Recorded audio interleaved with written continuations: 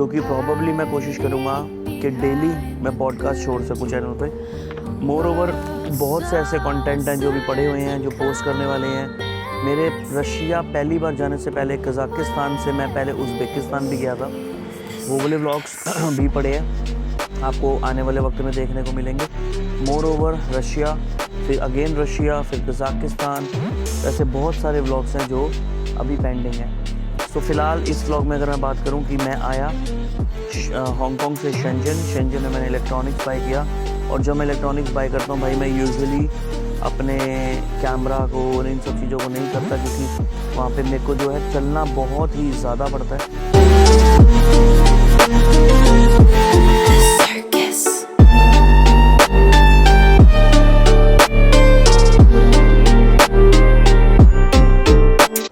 लो जी मेरे भाइयों, एक बार फिर से स्वागत है आपका एक नई वीडियो में और मेरे यूट्यूब चैनल पे। I hope for the best कि आपको जो वॉइस क्वालिटी है वो अब इस बारी बहुत बेस्ट आ रही होगी, क्योंकि मैंने ये लिया DJI का माइक। कहाँ से? चाइना से, ऑफ कोर्स शेंजन मार्केट से। अभी मैं कहाँ पर बैठा हूँ भाई? अभी मैं बैठा हुआ हूँ एयरपोर्ट पे, फूड खाने आया था और अभी मेरी फ़्लाइट है from Guangzhou to Hong Kong to New Delhi, Cathay Pacific airlines. Cathay Pacific भाई बहुत टॉप की एयरलाइंस है, कोई कमी नहीं छोड़ती अपनी एयरलाइंस में। ये 2 मैंने सूटकेस लिए हैं चाइना से, एक ये और एक ये, जिसमें मेरा सारा यूट्यूब का सामान लोड है। सो फाइनली सबसे पहली और इम्पॉर्टेंट चीज़ मैं आप लोगों से शेयर करूँगा कि मेरा चाइना का जो सफ़र है वो किस तरह का रहा।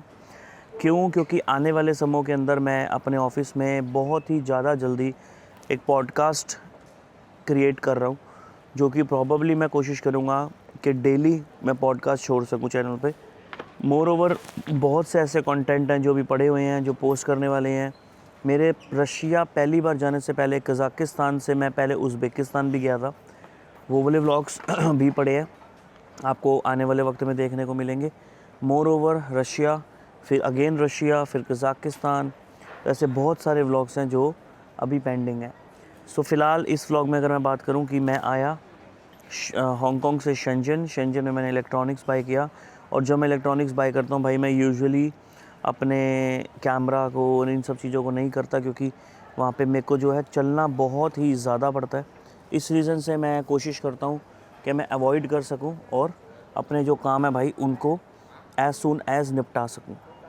सेकेंड चीज़ अगर मैं बात करूँ बिज़नेस की, तो जो भाई भी व्यापार की दुनिया में अपना पैर रखना चाहता है, मैं अपना एक्सपीरियंस आपको शेयर कर सकता हूँ कि चाइना के अंदर किस किस तरह के व्यापार आपके लिए फ़ायदेमंद हो सकते हैं। कि अगर आप चाइना में आओ, थोड़ा सा भी पैसा इन्वेस्ट करो, खुद से करना है, किसी को देने की लोड़ नहीं है भाई, ना मुझे ना ही किसी और को। खुद से आओ, चाइना का वीज़ा लगवाओ, टूरिस्ट वीज़ा बहुत ईज़िली लग जाता है। बिज़नेस वीज़ा लगवाना हो तो आप मेरे को अप्रोच कर सकते हो।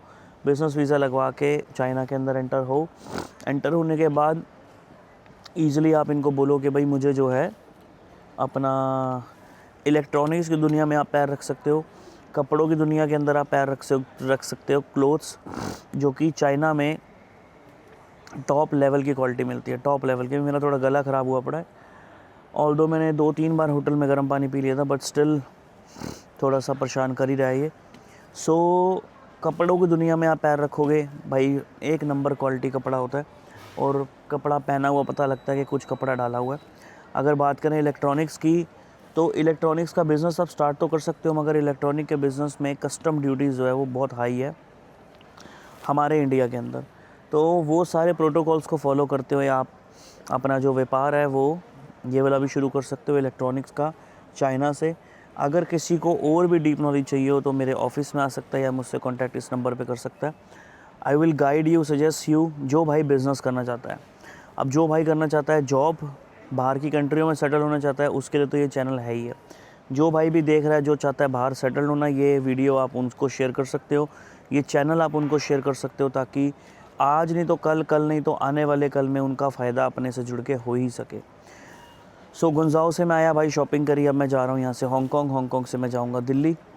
और बस कुछ फंक्शंस हैं, कुछ सेलिब्रेशंस हैं, वो सब अटेंड करते हुए यूजुअली मैं ट्रिप में वीडियोस इतनी नहीं बना पाया, क्योंकि एक तो मैं मतलब पिछले 2 महीने से ट्रैवल कर रहा हूँ भाई, ऑलमोस्ट 2 महीने से मैं ट्रैवल कर रहा हूँ। 2 बार मैं रशिया चला गया, उज़्बेकिस्तान, कज़ाकिस्तान, उसके बाद फिर मैं इंडिया आके 4 दिन में मैं थाईलैंड चला गया, थाईलैंड के बाद फिर 1-2 कंट्रियाँ और चला गया, उसके बाद मैं हांगकांग चला गया, उसके बाद मैं चाइना आ गया। तो बस अब हेक्टिक हो चुकी है बहुत ज़्यादा। मेरा बस ये मन है कि बस लैपटॉप बंद, काम बंद, शट डाउन और रेस्ट, सिर्फ रेस्ट मोड और चिल मोड पे ही मैं अब रहूँगा कुछ टाइम। सो प्रॉबली तुर्की का वीज़ा मेरे पास था, तुर्की मैं जा नहीं पाया किसी रीज़न से। सबसे पहली चीज़, मेरे ब्रदर के साथ मेरा टूर चल रहा था। मेरा ब्रदर और मेरा टूर मेरे लिए सबसे ज़्यादा इम्पोर्टेंट था। प्लस आप देखो, कहते हैं ना बड़े भाइयों की मान लो, परिवार में बड़े परिवारों की, फैमिली की, मम्मी पापा की मान लो, आपको कहीं ना कहीं फ़ायदा ही होता है। क्यों? क्योंकि उनके तजुर्बे जो होते हैं ना, वो हमारे को फ़ायदे देते हैं। सो मेरे ब्रदर ने मुझे रैंडमली बोला कि भाई मत जा, तुर्की मत जा, हम कज़ाकिस्तान चलेंगे। I said okay. जिस दिन हम कज़ाकिस्तान पहुँचे हैं उसी दिन 5.2 का अर्थक्वेक आया तुर्की इस्तांबुल में, जिस जगह मुझे जाना था। काफ़ी लॉसेस हुए, काफ़ी बिल्डिंगें गिर गई। सो ठीक है, I would thanks to God कि गॉड तूने भाई मेरे पे बहुत हाथ रखा हुआ है, लाइफ में बचा के रखा हुआ, बचा के रखियो, गलत काम ना हो, और बस चढ़ते जाएं, काम करते जाएं, लोगों को बचाते जाएं और हेल्प करते जाएं। सो फिर हम लोग तुर्की का मेरा वीज़ा जो है वो यूजुअली अब एक्सपायर हो चुका है। तो मेरा बहुत स्ट्रांगली ध्यान है कि मैं तुर्की का वीज़ा अप्लाई करवा के ले लूँ, साउथ अफ्रीका का वीज़ा ले लूँ, क्योंकि मुझे केप टाउन जाना है इसी कुछ टाइम के अंदर में। केप टाउन के बाद मैं पूरा अफ्रीका जो है वो कवर कर लूँगा इसी ट्रिप के अंदर। इस्तांबुल, तुर्की, जॉर्जिया, अर्मीनिया, अज़रबैजान, मंगोलिया, ये सारा का सारा मैं कवर करते हुए देन मैं आऊँगा वापस बहुत बड़े आइडिया के साथ, क्योंकि यूरोप का मेरा ट्रिप प्लान हो रहा है दिसंबर का। जो भाई भी यूरोप जाना चाहता है, जिसके अकाउंट में कम से कम 5 लाख रुपए है, वही भाई मुझसे कांटेक्ट करना। जिसके पास अगर ITR है, वेल एंड गुड है, नहीं है ITR हम अप्लाई कर सकते हैं अपने CA से, मगर बैंक का बैलेंस जिसके पास है 3.5, 4, 5 लाख, वो ही बंदा अपने पास आए। क्योंकि हम लोग लेके जा रहे हैं भाई group visa from India to Netherland, Spain, Italy, कोई भी कंट्री हम चूज़ कर सकते हैं इसमें से। ये मत वीडियो देख के कहना कि भैया आपने 3 कंट्रियों के नाम लिए थे। नाम नहीं ले रहे हम, कोई से भी प्रोविज़न को चूज़ करके वहाँ पे हम फ्लाई करवाएंगे और घुमा फिरा के लेके आएंगे। तो जो भी यूरोप के लिए जाना चाहता है, दिसंबर में नए साल में ट्रिप जाएगा। मेरी कंपनी की रजिस्ट्रेशन सारी लगेंगी कि हम लोग हॉलीडे प्लान करते हैं और हॉलीडे प्लान में हम लोग जा रहे हैं यूरोप। उसमें मेरे सारे पेपर्स लगेंगे, आप लोगों के सारे पेपर्स लगेंगे, जितनी फॉर्मेलिटीज़ हैं वो सारी हमारी है। जो भी इंटरेस्टेड हो नंबर पे भाई कॉल कर सकता है। We will definitely give you the best option and जो भी प्रोसेस और प्रोसीजर रहेगा वो हम लोग आपसे शेयर करेंगे।